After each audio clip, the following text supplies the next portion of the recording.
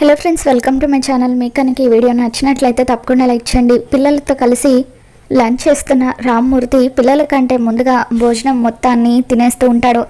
ఎంతైనా మా బుజ్జమ్మ వంట అద్భుతంగా ఉంటుంది అని చెప్పి అలా రామ్మూర్తి బాగీని పొగుడుతూ ఉంటే, వద్దు తాతయ్య, మీ కూతుర్ని అంతలా పొగల్సిన అవసరం లేదు అని చెప్పి అంజు పాప అంటూ ఉంటుంది. మిగతా పిల్లలు కూడా బాగీని పొగుడుతూ, ఎంతైనా మిస్సమ్మ మనకి ఎంతో చక్కగా లంచ్ బాక్స్ని కడుతుంది కదా, అచ్చం మన అమ్మ ఎలాగైతే మనకి లంచ్ బాక్స్ కడుతుందో అలాగే మిస్సమ్మ కూడా కడుతుంది.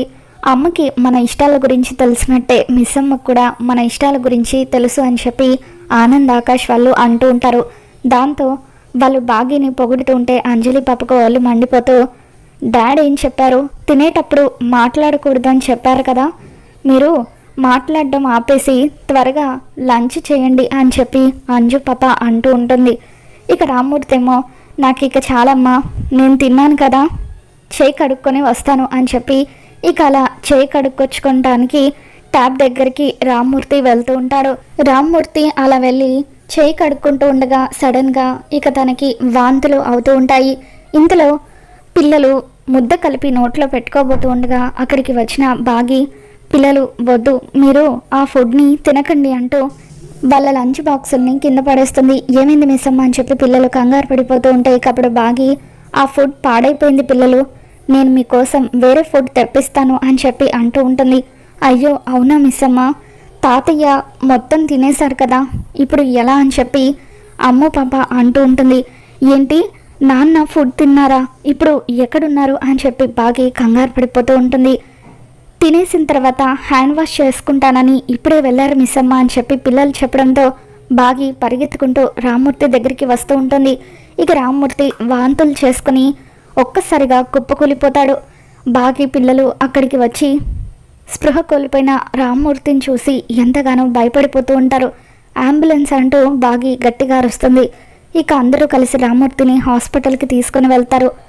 మరోవైపు అమర్ మనోహరిని కారులో పోలీస్ స్టేషన్కి తీసుకువెళ్తూ ఉంటే ఇక అప్పుడు మనోహరి రణవీర్ని తలుచుకొని ఎంతగానో కంగారు పడిపోతూ ఉంటుంది.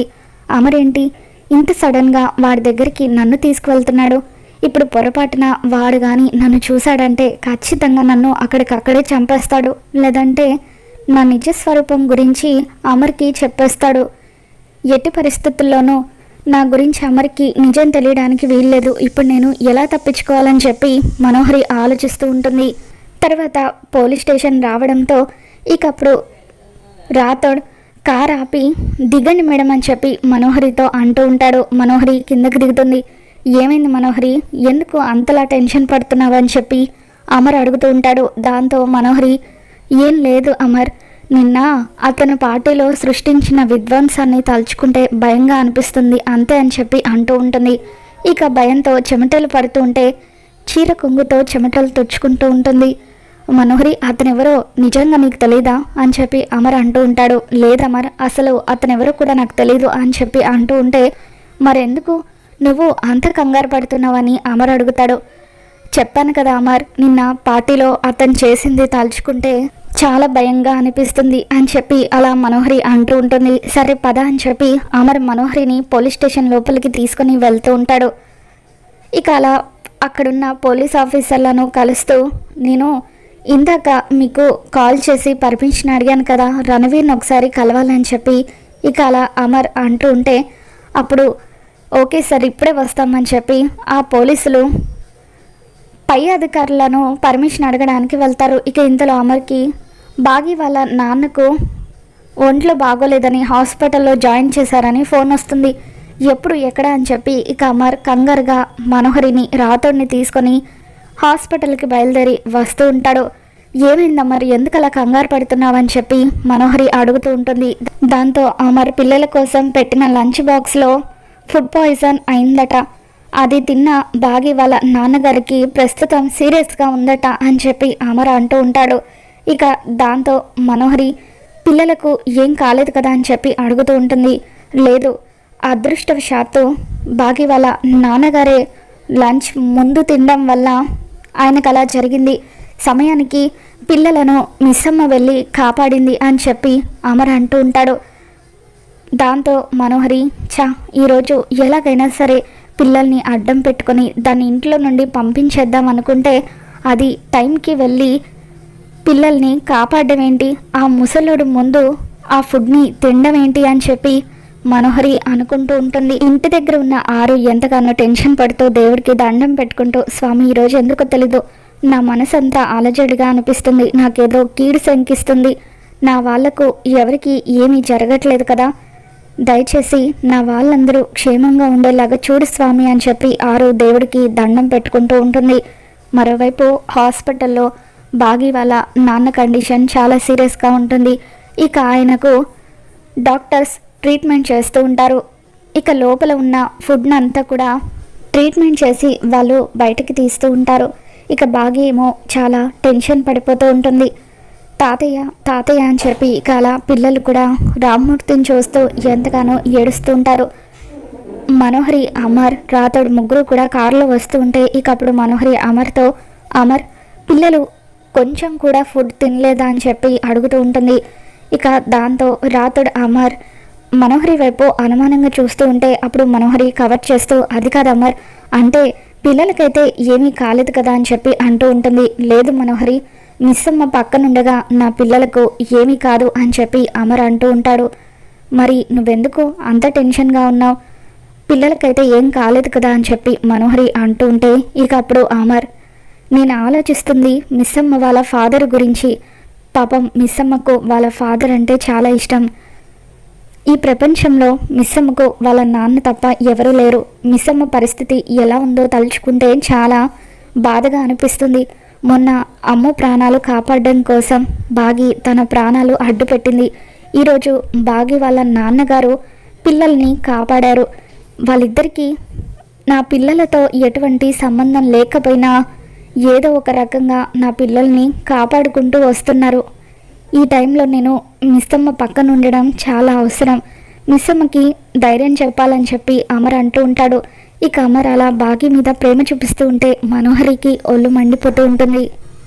ఇంట్లో జరుగుతున్న వరుస ఇన్సిడెంట్ చూస్తూ ఉంటే నా ఆరుని నా నుండి దూరం చేసిన వాళ్ళు ఇదంతా చేస్తున్నారేమో అనిపిస్తుందని చెప్పి అమర్ అంటూ ఉంటాడు.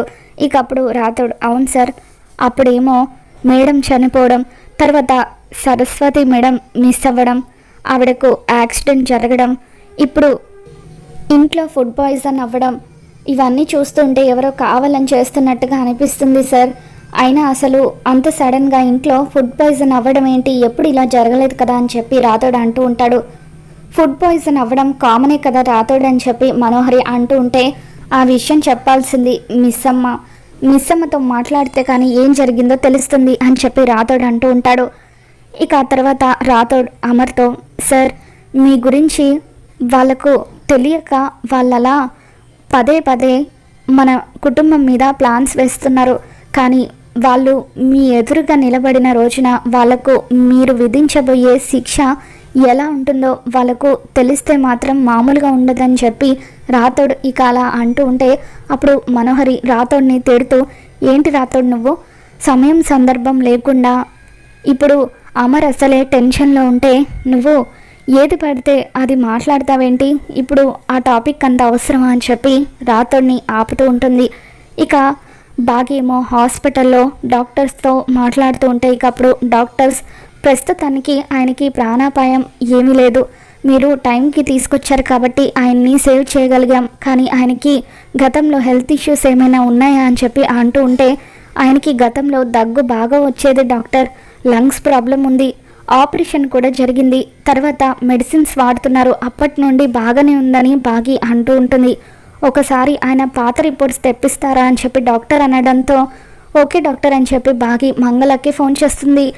మళ్ళీ మనోహరి ఏం చేసిందో ఏంటో, ఈ బాగి నాకు ఫోన్ చేస్తుంది ఏంటి అని చెప్పి మంగళ ఏమైంది బాగి అని చెప్పి అడుగుతూ ఉంటే, నాన్న పాత హాస్పిటల్ రిపోర్ట్స్ అవన్నీ తీసుకొని హాస్పిటల్కి వస్తావా పిన్ని, నేను ప్రస్తుతం హాస్పిటల్లో ఉన్నాను, నాన్నకు బాగోలేదని చెప్పి అంటూ ఉంటే, ఏంటి మీ నాన్నకు బాగోలేదా, బతుకుతాడా అని చెప్పి మంగళ అంటూ ఉంటే, పిన్ని దయచేసి అలా మాట్లాడకు, నాన్నకు ఏమీ కాదు, ముందు నువ్వు రిపోర్ట్స్ తీసుకొని హాస్పిటల్కి రా అంటూ బాగి మంగళ మీద అరుస్తూ ఏ టైంలో ఏం మాట్లాడాలో కూడా ఈవిడకి తెలియదు అని చెప్పి తిట్టుకుంటూ ఉంటుంది. తర్వాత హాస్పిటల్లో ఉన్న వినాయకుడి విగ్రహం దగ్గరకు వచ్చి బాగి దండం పెట్టుకుంటూ, స్వామి మా అక్కను పుట్టగానే మా నుండి దూరం చేశావు, ఆ తర్వాత మా అమ్మను దూరం చేశావు. ఇప్పుడు నాకంటూ ఈ ప్రపంచంలో ఉంది మా నాన్న ఒకరే, దయచేసి మా నాన్నని దూరం చేయొద్దు అని చెప్పి బాగి దేవుడికి దండం పెట్టుకుంటూ ఉంటే పిల్లలు కూడా అలా ఒక్కొక్కరిగా బాగి పక్కకు వచ్చి మా తాతయ్యకి ఏం కాకుండా చూడు స్వామి అంటూ దేవుడికి దండం పెట్టుకుంటూ ఉంటారు. మరి రాబోతున్న ఎపిసోడ్లో ఏం జరగబోతుందో మళ్ళీ మన ఛానల్లో తెలుసుకుందాం. వీడియో నచ్చినట్లయితే తప్పకుండా లైక్ చేయండి.